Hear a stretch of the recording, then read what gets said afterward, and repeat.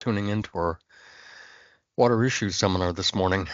I think we heard in our last seminar a couple of weeks ago from Tom Langer that Minnesota is rapidly losing its natural shoreline around its lakes. And in his abstract to his talk, Mike Isensee, who was with us this morning, was saying that Minnesota has lost something like half of its natural shorelines to development, a greater amount than I had suspected. And we continue to lose that at about 1 to 2% per year. Our speaker today, Mike Isensee, is going to tell us about this growing problem in the Carnelian-Marine-St. Croix Watershed District and what is being done to address it in this watershed. In 2023, the watershed worked with the East Metro Water Education Program, surveying no less than 565 lakeshore landowners on 10 of its 31 lakes in northeastern Washington County, and facilitating focus group sessions with landowners on Big Carnelian and Big Marine lakes. And so his talk, that is following on the great talk we had by Tom Langer a couple of weeks ago, his talk is going to focus on the key themes learned from this Lakeshore survey and the subsequent group sessions. A little about Mike. Mike is the administrator of the Carnelian-Marine-St. Croix Watershed District, and he has over 20 years' experience prioritizing, targeting, and managing water quality improvements for water resources within thriving communities. He currently leads the implementation of the watershed's 10-year management plan to achieve measurable goals for 31 lakes, 21 streams, and 18 miles of the St. Croix River. Mike, it is great to have you with us. You have the floor. Take it away. Great. Thank you so much, Mark, and good morning, everyone. Thank you for joining me for this overview of the work that we're doing at Carnelian-Marine-St. Croix Watershed District. I thought I'd start off with just a quick overview. Mark covered it pretty well regarding the metrics of the watershed district. We cover 81 square miles. We have 3 cities and 2 townships. We have the 31 named lakes, 21 streams, 18.5 miles of the St. Croix River, as well as hundreds of wetlands. We currently are managed by 7 board managers, and when Tom presented, we had 2 staff members, which was a doubling from when I started in 2019, and now we are up to 3. So it's been great expanding capacity and being able to do this important work in the watershed. So as an overview of like how we got here and kind of what Tom presented. So at the last presentation, Tom really covered the science of lake health, the state findings for Carnelian-Marine-St. Croix Watershed District's lakes, 2 of our premier recreational lakes being listed as nearly impaired for biotic communities. And then he covered our Lakeshore survey that was completed at the beginning of our 10-year management plan in order to set a baseline for management of shorelines within the district. So then I'm going to kind of jump back up to the top. I'm going to cover a little bit about the watershed management planning process and how we identified the measurable goals and set this as a priority for the watershed, and then really cover in depth the efforts that we're doing to work together with all the different stakeholder groups within the watershed district and outside the watershed district that have an influence or impact on shoreline and shoreline health. So to start with, we did a lot of input work for our 10-year watershed management plan, and this included mailing out surveys to all the residents within the watershed district. One of the parts that's nice about the watershed district is that in 81 square miles, there's only 6,000 parcels, and interestingly enough, those 6,000 parcels are owned by about 4,200 people. So our target audience for most of our work for the entire watershed is 4,200 people. And out of those 4,200 people, we received a response rate for our surveys of just a little over 300. So about 8% survey response rate, which was great. That's a nice solid sampling. We also did specifically worked with farmers. We kind of broke it into 3 groups: our shoreline landowners, our non-shoreline landowners, and then farmers and ag producers within the district. We also conducted 2 listening sessions, had 8 citizen advisory committee meetings, et cetera, et cetera. So we did a lot of work with a lot of folks to try to identify our priorities within the watershed district. There were a lot of things that weren't surprising in the work that we did, but one of the things that was very surprising to me, especially having started a couple of years before we started this watershed management plan, was how many people prioritized enforcing rules to protect natural shorelines as well as water quality. So typically rule enforcement is kind of down in that lower portion in the blue, and people tend to focus more on education and engagement types of activities in my past experience working with watershed districts. So this one really stood out. But as we started working on this topic, I think the part that we noticed is that, this is the type of environment that we want to see on our lakes, where lakeshore owners have a small area of access, they have a view corridor, but a portion of their property is in natural or native vegetation within that shoreline or shoreland area. But really, this is more of what we're seeing across the metro, which is the transition of those areas to turf, the loss of trees, shrubs, and critical habitat. Just to give you an idea, again, going back to some of the data that Tom presented based on the parcel-to-parcel shoreline evaluations that he did to establish our baseline, is that on some of our lakes, this is a sampling from one lake, these habitats are now completely absent, such as, within our aquatic zone, the woody debris, overhanging woody, downed woody, loafing logs. That downed woody debris and loafing logs are really gone. And then we see like 50%, up to 50% or greater of the parcels on the shorelines have none of these critical habitats for the ecology of the lake. And really what that's being replaced with, this picture on the left is a perfect one. This is a picture from the lake that this data is representing. It's being replaced with riprap, this condition where we go from water to rock to turf, or water to sand to turf, patios, carve out beaches, walls, etc. So the important piece for residents is that it's not, the impairment or the challenges that we're facing are seeing declining fisheries data, but fisheries aren't the only species impacted. And some of the iconic species that we know and enjoy on Minnesota lakes are also in decline. These lakes actually happen to be within the habitat area of the endangered Blanding's turtle species on the left.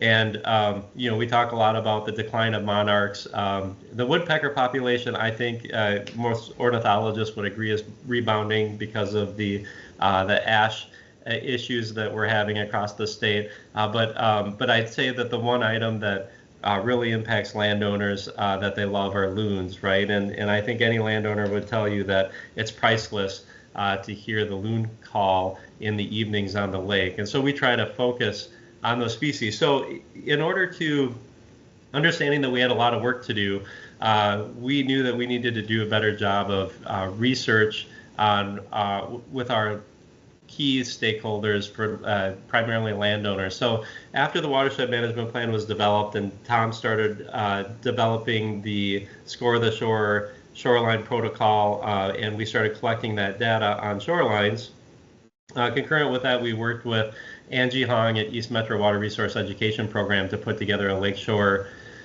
survey. So we mailed that survey out in 2002 to 565 landowners. We had 144 people complete the survey. And really what we were looking for is, again, it's another baseline measure. So we're trying to measure knowledge, behavior, and actions, so that maybe at the end of our decade of work here, we can see shifts in those through not only work that we're doing for the shoreline survey, but also through our social surveys. So just a couple of pieces that I'll highlight from that survey work. People obviously value clean water, healthy ecosystems, being able to see the lake, boating, and having room to recreate. And those are really identified down below. I think one of the other interesting pieces for me is that what was a lower value was, property resale value, sense of community, which was an interesting one, and being able to go fishing. So just everybody kind of has their choices where they're going to put their marks, but I just always think it's interesting looking at what are the high values and then what are the lower values. So following up on that, we also, the East Metro Water Resource Education Program also conducted focus groups on lakes, and so as part of the survey it asked if folks would be interested in being a part of a focus group, and those who responded then were invited. And the focus group was really interesting when asked, what initially drew you to Carnelian and Big Marine. You hear, these are deep, clear lakes with good fishing that drew people. We looked for something that felt like a cabin up north. The property is fairly secluded, and we love the nature and bike trails. We looked for a lake here that would be deep and spring-fed to have cleaner water. We like the nature. You can see deer and foxes, but it's also close to the cities and good schools and churches. Feels like being up north without having to drive so far. Somebody who's been fishing on the lake for a long time. I should note that both of these lakes have public accesses and had the opportunity to actually move on the lake. And that Big Marine is an undiscovered gem, and I think that anyone who's been out there would certainly agree. So it kind of goes back to, on the left is the image of what everybody wants, right? That up north feel, strong fisheries, and a lot of ecology, but really what we're getting on our lakes throughout the state of Minnesota is really more on the right, where we're seeing, for example, Big Carnelian Lake, we're seeing declining water quality, so increasing in-lake phosphorus concentrations, declining secudus.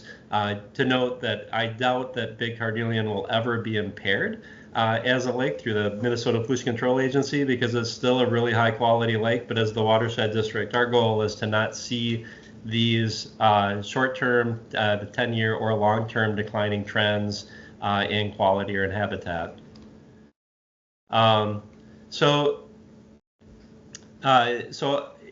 as I've alluded to, the DNR through their fisheries survey and the MPCA utilizing the Impaired Waters Program did list both of those lakes as impaired for potentially impaired, at a high risk of being impaired for biotic communities. And so the primary stressors for the decline in biotic communities is identified in the stressor evaluation report as shoreline and shoreline alteration. And the restoration of shorelines is needed on developed parcels. So one of the questions that we then asked our shoreline landowners is how they felt when they found out that the lake was declining in biodiversity.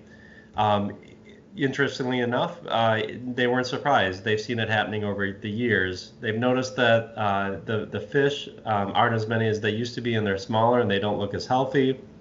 When I moved here, there were so many fish you could almost walk across the lake on their backs, which would be great. I love lakes like that. There used to be tons of otters. I used to be able to go out to my property and see them all over the beach laying on their backs. The otters are something that we definitely don't see on Big Marine or Big Carnelian any longer. You can go fishing and only catch little ones that are a foot long and skinny. Question is Big Marine still good compared to other lakes? So it was really interesting, the focus group survey coming out after a couple years after we did the initial survey. So it kind of supports why we saw people really encouraging us to do a better job of enforcing rules on shoreline and water quality. So what are we actually looking for when we talk about shoreline and shoreline habitat? And so per the Score the Shore metrics, when we collect that data, we're looking at that range of parcel coverage between 50 to 74% of natural shoreline. So the photo that's highlighted there on the right, which has a natural shoreline, natural shoreline and shoreline on both the right and the left, with access and view corridor for the home, is really the intent of all of the rules that are out there. And then as we start to get less, we start moving into more the picture in the lower left, which is the continuation of loss of any sort of habitat until we get to completely absent. So Tom covered in a lot of depth on the last presentation the key components that we're looking at in the three zones, the shoreline, the shoreline, and the aquatic zones, and that we see on these lakes really the moving away from the components that we need to support and towards components such as riprap, large beaches, and then other, which would be turf to the water. And there are some photos here on the right that kind of exhibit how parcel line to parcel line, we're seeing that trend across both of these lakes. So one of the parts that was really great about getting the parcel by parcel data is it gave us a sense per lake for our top 10 recreational lakes, how many landowners we would target to work with in order to restore some of the shoreline and shoreline areas that were identified in order to make it, to get us out of the near impairment threshold, kind of reverse that trend.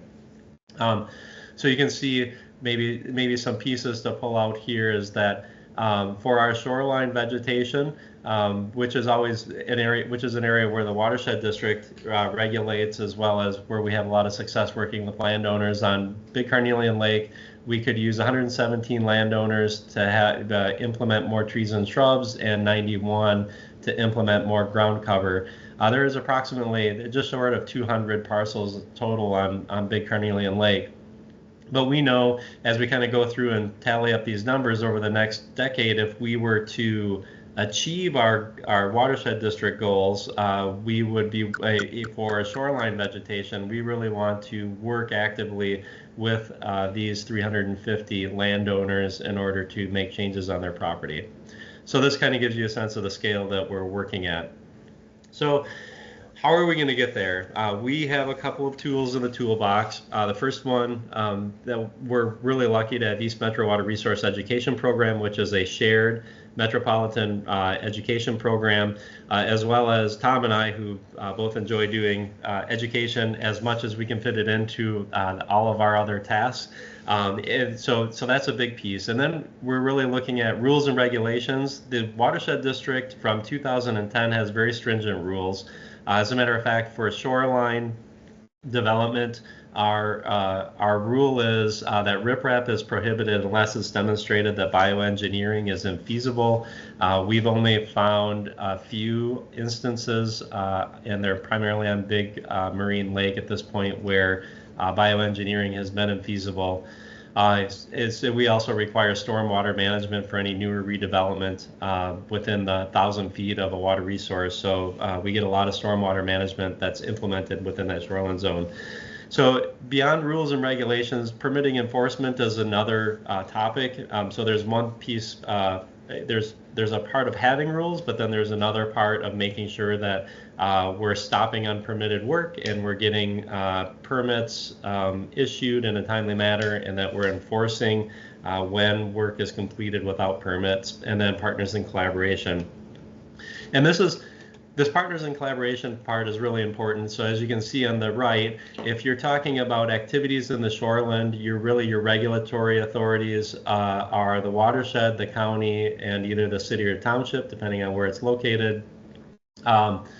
It can, in the shoreline area, it would be the watershed, the county, and the city, and potentially the DNR if it goes below the OHW, and then below the OHW is DNR. So it's a complicated regulatory environment, which is why partners in collaboration is important.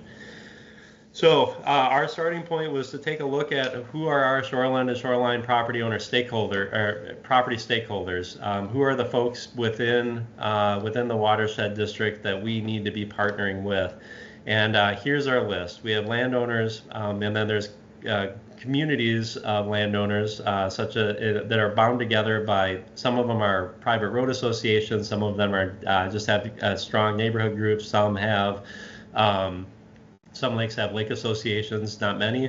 Then we've got realtors, contractors, our state regulators, as well as our local zoning regulators. So I'm going to kind of walk through the work that we're doing with each of these groups. Starting with landowners, I think that the big piece that we're doing is focusing on a lot of education and engagement. So starting with our website, local newspapers, the Watershed District newsletter, which we mail out twice a year, Facebook page. We are taking every avenue that we have available to us to get a lot of good information out there and start building to help build that or continue that environmental ethic and the importance of these practices. So here's highlighting a bunch of these. Our newsletter. We also do education-focused events for landowners through the East Metro Water Resource Education Program, both online and in person. So Restore Your Shore workshop has been popular.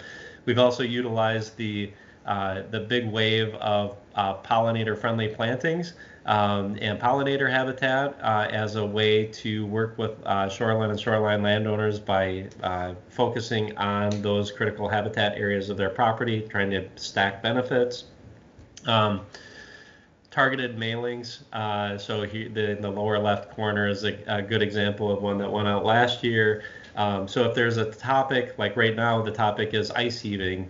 We had significant ice heaves this winter across a number of our lakes, and so we mailed targeted mailings and coordinated with our regulatory folks, both at the state and local unit of government, to allow landowners to basically put their information in a online database in order to satisfy everybody's requirements for notification, and then the district is taking the lead after that's put in for notification, taking the lead on evaluating them. But anyway, so that all starts with, it's only possible because we're doing targeted mailings to all those landowners, shoreline landowners, to let them know that there's a process that they can work with us in order to notify and possibly get assistance in that area.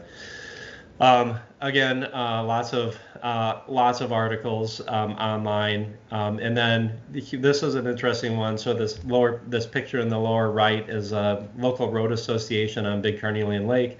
So like I said, most of these on Big Carnelian, there isn't a lake association, and there probably never will be, but there are local road associations, and so we've been engaging with those associations, sharing the information that I'm sharing with you today, and trying to strategize with Lakeshore owners how we can move towards the goals and outcomes that we're looking for. So hosting open houses was something that we did the last 2 years. And I think we're going to take a break this year and restart them the following year. Because if you do, I think I found if you do them too often, then your numbers and your impact diminishes. We also provide free technical assistance. So if a Lakeshore shoreline owner contacts us through, usually they're contacting us because they received or they saw something that we published, and they say, I would like to consider doing something different with my shoreline. What we do is we plug them into the conservation district we have an agreement to utilize a lot of time from Lori Tella, who's their landscape architect, and Lori meets with them out on site, reviews the shoreline, and generates full construction plans for them for a shoreline that meets the district's requirements of bioengineering, as well as balancing it with meeting the needs and desires of the landowner. If that shoreline is a natural shoreline restoration, essentially a shoreline restoration that doesn't utilize rock as part of the bioengineering solution, then it also qualifies for cost share. So that's been fairly successful. We've got a lot of designs done, although to be completely transparent, we haven't had a lot of takers on the cost share program, primarily because I think the concept for most landowners is there's no stabilizing a shoreline without rock. So a lot of the shoreline landowners move forward with a bioengineered design, which is located on the bottom here, which has a toe rock, some backer rocks behind it, and then it's got a soil wrap over the top of that rock complex, and then it's covered in native vegetation. And then also in the upper right, I think one of our most successful outreach tools has been the welcome letter. We have seen a lot of transition and redevelopment of shoreline parcels within the watershed district, really post-COVID. A lot of people are moving to the lake, selling homes in the cities and working remotely more and moving out to a place where they want to be more permanently.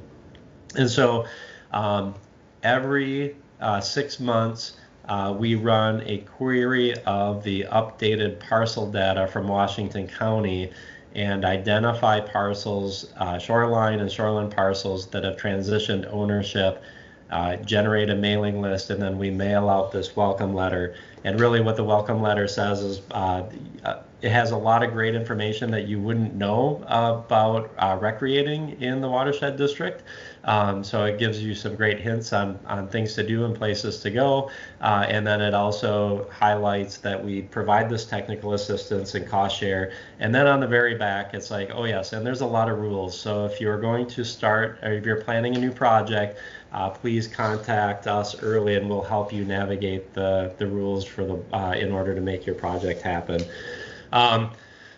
So that's kind of the landowners in a nutshell. And I'm going to kind of move over to state regulators and local zoning ordinances. So one of the things that we started right out of the gate in 2021, prior to the implementation of the watershed management plan, was a shoreline compliance and enforcement technical advisory committee. And so working together with all of our other partners with rules, we meet annually and review what we kind of see together as the primary issues for getting voluntary compliance with our rules, which is everybody's goal, and then also streamlining how we can better work together when we have projects that have violations or non-compliant issues or non-permitting across multiple entities and across multiple rules for each of those entities. So we're having those meetings, as well as we're also actively engaging our stakeholders within those areas. So I haven't actually updated this graphic for 2024, but we have a regular schedule where we're meeting with county staff, DNR staff, City of Scandia, which has their own shoreland ordinances, the county, the county, I'm trying to remember what BAA stands for. Anyway, the county group that makes decisions on variances, the county commissioners, again, Scandia City Council and Planning Commission, not just staff, Stillwater Township Board and Planning Commission, May Township Board, and then our Shoreline Compliance Advisory Team. So regular annual engagement with those groups to discuss issues. And so what are we discussing? We're discussing things like protecting and replacing trees in a manner that creates and promotes habitat and screening. So in that photo on the left, this is a trend that we see. The photo on the left is the parcel in 2021, and then the parcel on the right is the parcel in 2023. And so it's like the slow loss of native shoreline habitat as well as screening on the property. And the way the city council ordinance was written, as well as the county shoreland ordinance is written, if a tree is diseased, you can remove it. but there's no requirement for replacement.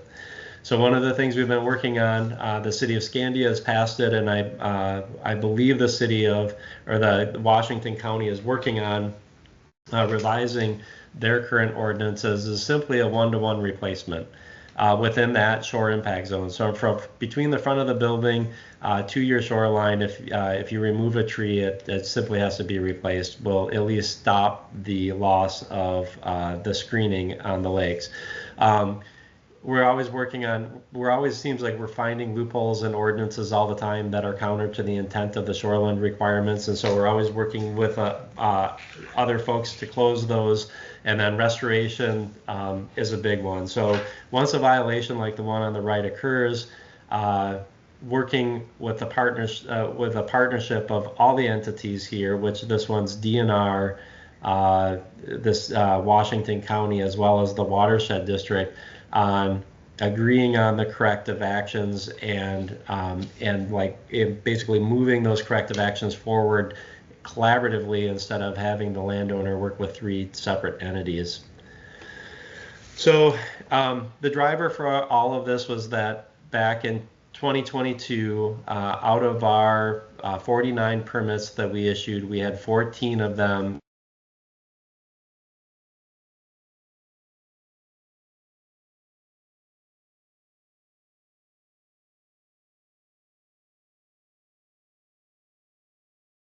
It appears Mike got muted. Yeah, you're muted.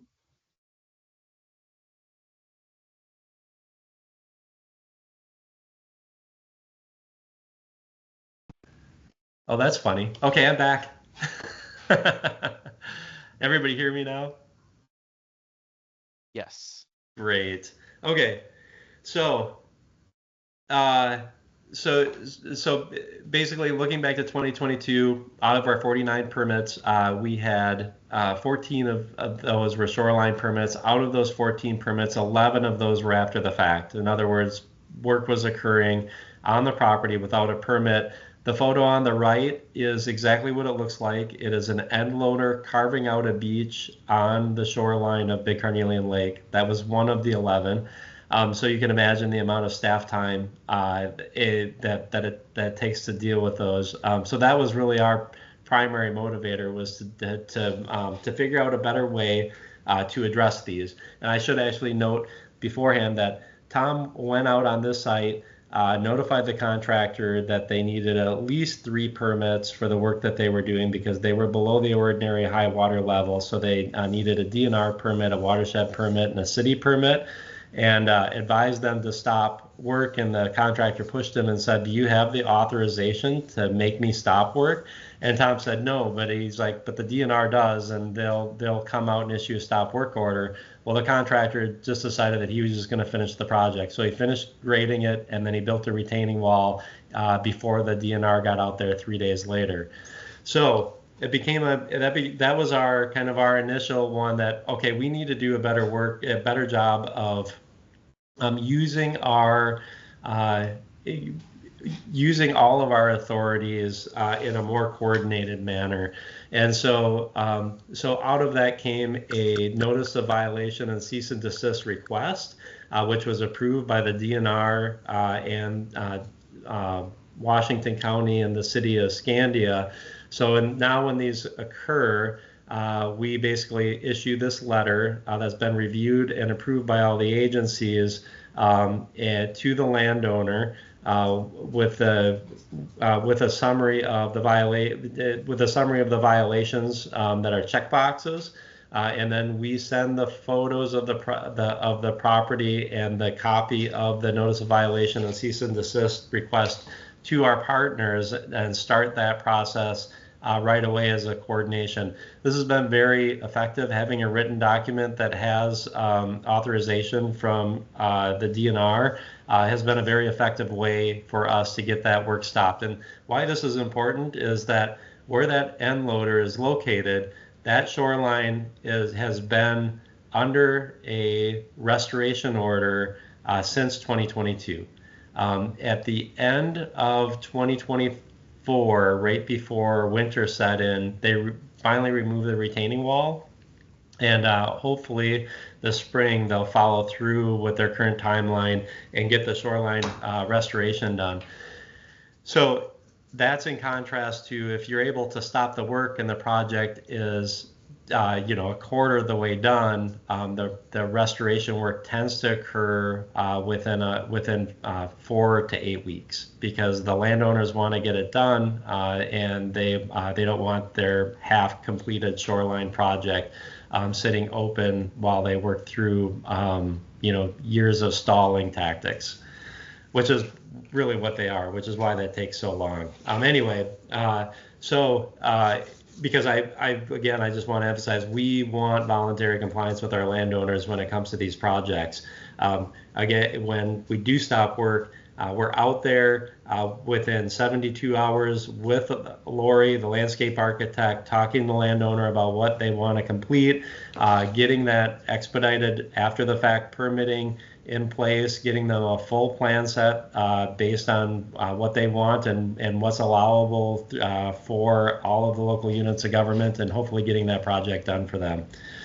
So that process has been pretty successful. So from that 14 after the fact permits in 2022 declined to 6 in 2023, and then in 2024 we only had 2. So we're starting to see some impacts.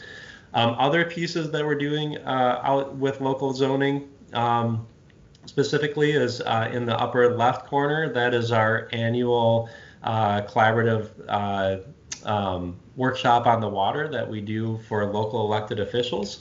And so this is one of the areas where we're highlighting these as well as other environmental focused issues that we've been working on, and we get a good opportunity to have less formal discussions with planning commission and council members, and start moving that forward, start moving some initiatives forward now that they're kind of building a base understanding of what it is that we're trying to accomplish and the tools that we have to get there. We do have a regional news source called St. Croix 360 that does a great job of, it's really well connected to local elected officials because they have such a large following, and they do a great job of also promoting the type of work that we're trying to see. If you have an opportunity, I encourage you to Google When Development Comes to Town video. This will pop up on YouTube. It was an effort that we did with the Lower St. Croix Partnership, and it talks about alternative development for lake country. The things that local planning commission and council members can be thinking about, and the resources that are immediately available in our area to help them get these implemented. So those are some things we're doing, and then when we do get engagement with landowners, we're really kind of, I guess, looking at how can we get more of what people want, and then at the same time that we get more of what the lake needs. And so we've done a really good job, I think, through our survey process of identifying really what people want. They want a view corridor because they want to be able to see the lake, but they don't want to see other people's stuff. They want an access corridor to get to their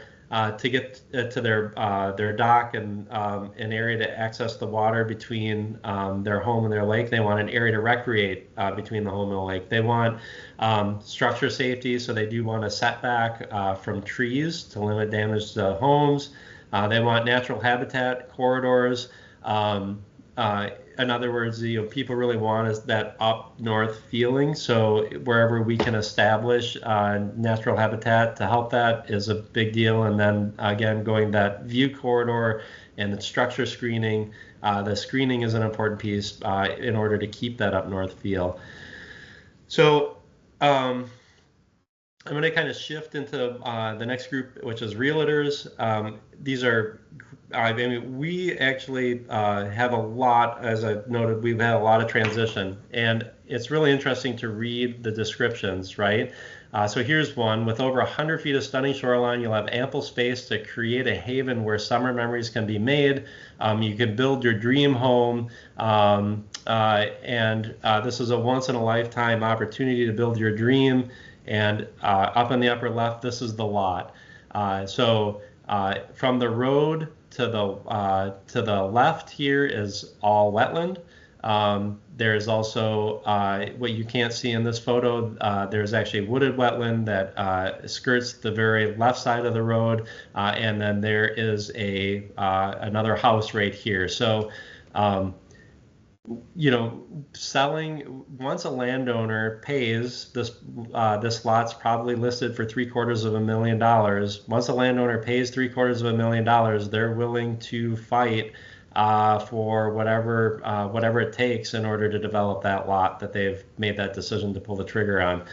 So that's a tough one. But one of the approaches which we're trying to get ahead of that is we host, many years have been hosting realtor workshops, and the Shoreline Realtor Workshop is now has been accredited for a number of years, but it's also now available online, where we try to help realtors understand the real practical difficulties that landowners are going to face on lots like the one I just showed, and do some due diligence and phone calling in order to make sure that their clients, what their clients want, is actually achievable on the parcel before promising it. Another group that we're working a lot with is the shoreline contractors. I would say that the challenge here is that when a landowner hires a contractor to do the project, if the contractor doesn't pull any permits and does a lot of work that is illegal, it's really the landowner's responsibility to pay the cost for that. And so this specific shoreline contractor is where the truth comes first and the sale comes second, is essentially selling landowners to remove their natural shoreline and place it in rock, or remove a stable shoreline to replace it in rock and install beach carve-outs. So pretty much everything about both of these two photos violates DNR, county, and watershed rules, and these are both in our watershed. So what are we doing about that? That's a tough one. We are trying to connect with and train more contractors, and the positive side is there are some shoreline contractors out there that we've had some luck with, and things are going better than they were in the past, and there are others who really, as you know, that sometimes enforcement is the only way to get compliance with a small sliver of the population, and there's a small sliver of contractors that we're still struggling with. However, every year we invite them to the workshop. We're trying to build relationships with them because we really don't have any authority to actually penalize them. Unfortunately, just their customers that they're working with. And it's really not even penalizing their customers. Really, their customers are penalized because they have to restore the work that's been done, and in order for them to get compensated for that, they really usually have to take somebody to court or agree to pay the contractor to undo what they did in the first place. So some other final pieces. We talked a little bit about woody habitats. Is missing on nearly all of our impaired lakes. So these are primarily overhanging trees, which landowners see as unsightly, so they get cut down. Or if trees fall in the water, they get cut out right away because that's our urban aesthetic. And then there really isn't much left for coarse structure in the lake. We talk to landowners a lot about this. However, we emphasize that we don't want you throwing sticks or your Christmas tree in the lake. This needs a DNR permit, but we'll do the permitting for you and work with you to get something in place. And whoops, slides are out of order here. And so we've been having quite a bit of luck with working with landowners to get this work done. So the lower right-hand corner is an example on Big Marine Lake. This was a shoreline tree that had died, and the landowner came in to cut it down. We talked to him about the 1-to-1 replacement ratio, which had recently been passed by the city of Scandia. And he's like, "Oh, that's a a good point, and so he got a tree to replace it. And then we noted that if he were interested, that there was really no woody habitat left on Big Marine Lake, and we'd be happy to work with him to get the DNR permitting and get that in place. And he's like, oh, we'll give it a try. And he's like, why not? It's right there. So afterwards, he has been one of our biggest proponents for this type of work. And so some of the testimonies from him directly as he was giving this presentation to his lake association have been great. And we're hoping that this will, these efforts as they kind of catch on and we help landowners get the DNR permit and do anchoring so these structures don't float, that once they catch on, we'll actually see a portion of our fisheries rebound because of the habitat replacement.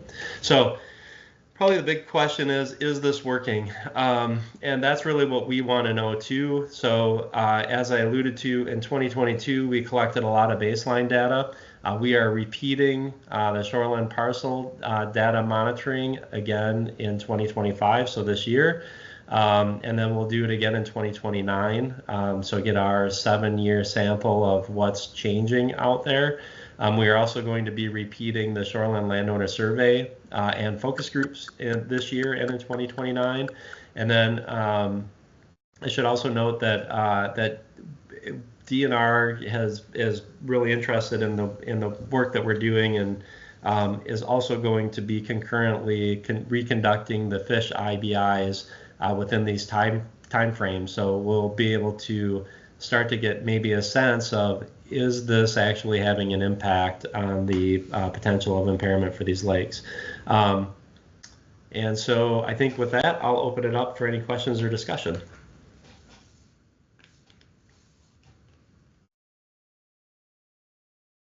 Thanks so much, Mike. Great talk. Oh, yep, we do have one question in the chat from Eric.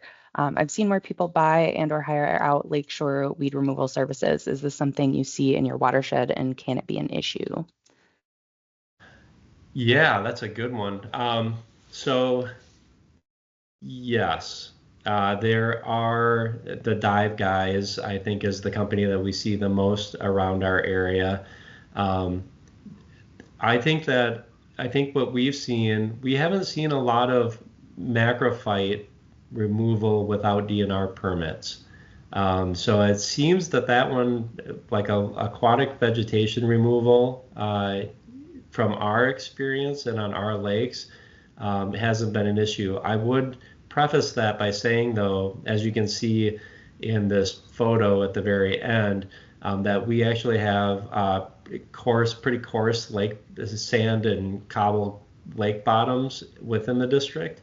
So I don't know that aquatic macrophytes on these developed lots, they've probably been removed in the past and haven't reestablished, and so we don't see that as often as we do shoreline and shoreline alterations. Right, we have another one in here from John. One issue no one has addressed is the equipment used along the shore and in the water. Even with a permit, it doesn't have to be decontaminated like watercraft. The potential to transfer invasive species from lake to lake is likely when it's bound up in skid steers and other equipment used along the shore. So not a question, but a very good comment. Yep. And I would note that we fully agree with that, and we, through like the theme of partnerships, work with the Washington Conservation District, who implements the AIS program in Washington County. And the lake service, we're really focused on lake service provider as the biggest vector in the watershed district right now. We have a ramp inspection program, but we've been working with lake associations and trying to put a model together for the association hires a single lake service provider and books them for blocks of time to reduce the amount of lake jumping that they're doing in a given day or in a given week. So that's one of the approaches. And then our county also advocates at the legislature for certification for these lake providers, because we're still in pretty good shape as far as aquatic invasive species go, but we are seeing new infestations. We just saw a new infestation of zebra mussel on Big Carnelian Lake, and evidence isn't conclusive, of course, but there aren't zebra mussels at the public launch. The zebra mussels were out in front of private docks. So we suspect that it could have come in through a private dock, or they could have also come in through live wells, but it doesn't look like it came in specifically on a boat at the public launch. All right, if anybody has any questions, feel free to raise your hand or throw those in the chat. Here's another one from Jesse. What's the status of the DNR's enforcement case with the excavator working in the lake/shoreline without a permit? How is this case being used to proactively educate property owners? In northern Minnesota, the fines are often so small that they don't deter the bad actors. Yeah, well, I think that there are no. I don't know that there are fines. I think that again, the current model is a restoration order, and that's really our focus, and that's our directive from our board, as well as that is, like I hear often, that because the district is implementing its rules more effectively than we have in the past, that we've moved from helpful to punitive, and we're not issuing fines. We're just making people comply with the rules if they're going to do shoreline work. So the status of that project is the DNR, the restoration order actually came from the DNR, but it included all of the components that we required for the watershed, and included the requirements for the community through the community shoreline ordinances that they have.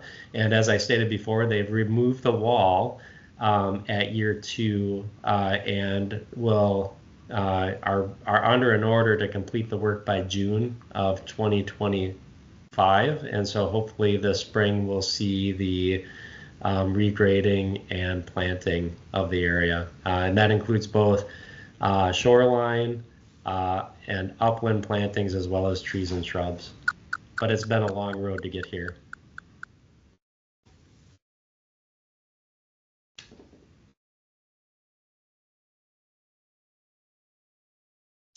Any other questions for our speaker this morning?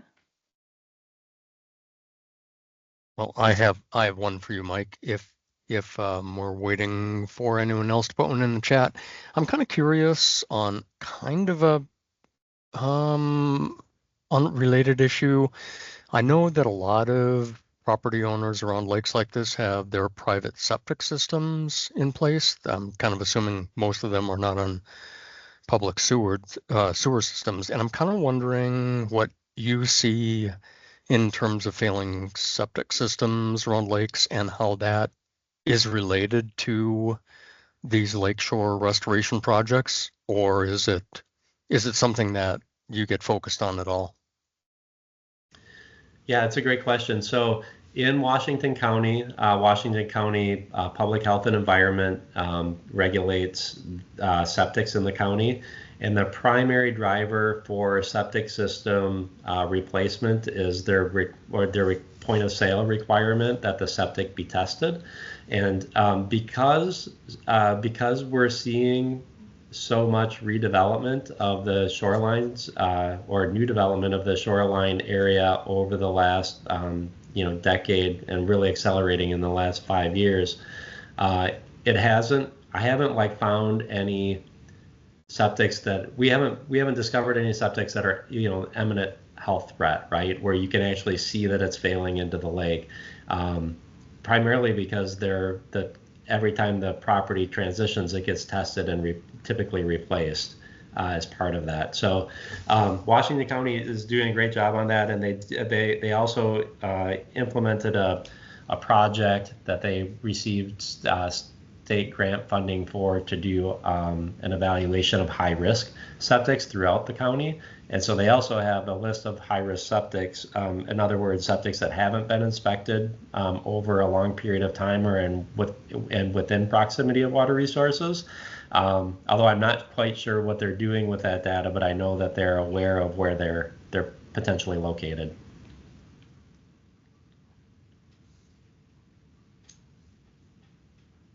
And then Fox, did you have your hand up? Did you have another question? Not to call you out. No, that's fine. I did have a question. My question is, I'm wondering if there are any local governments that have ordinances about yard or lawn maintenance that might be preventing potential, I don't know if rewilding is the word I'm looking for, but like, for example, I live more in the cities, and for a long time there was an ordinance on the books that was read as like we couldn't plant native plants in the front yard at our house because it was unsightly or whatever. I'm just curious if any folks at the Watershed District have done any kind of scan on that. Oh yeah. So I'd say that it's a great question because local ordinances have a big impact on on what people can and can't do. And so that was one of the benefits of transitioning from one staff member to two, because as Tom's actual title is riparian permit specialist. And so since 2022, he has become the local expert in everyone's ordinances with regard to redevelopment of lots. And that it's kind of like you have to have that holistic picture in order to move forward with even with recommending changes in ordinances as well, just because you have to understand what that's impacting. So no, there isn't, especially in the shoreline zone. So every community in our watershed district has shoreline ordinances, which is essentially that area from the OHW 1,000 feet back of a lake. So within that 1,000 feet, it really, all of the land uses fall under that shoreline ordinance, and it's really the implementation of that that is important. And I don't know necessarily if they have any other vegetation standards, but honestly, I think the bigger challenge is this just what the urban aesthetic is, right? So in this picture, that grass and those high trimmed trees is the urban aesthetic, and it's pretty easy to understand why people think that stand of soft bulrush is weedy and should be taken care of, and we should also finish rocking the shoreline, right? Because it looks nicer. So I don't know how we push past, this is something that we've been talking to DNR about, how we push past the urban curb appeal aesthetic for lakes. We need to bring back nature as like a desirable aesthetic for folks on lake shores. Yeah, absolutely. All right, it is 10:01. So I think that will wrap up our talk today. Thank you so much for your time, Mike. This was a great talk and a really awesome follow-up to our last talk. So everyone enjoy the rest of your Thursday. Thank you so much. Next time. Thanks, Mike.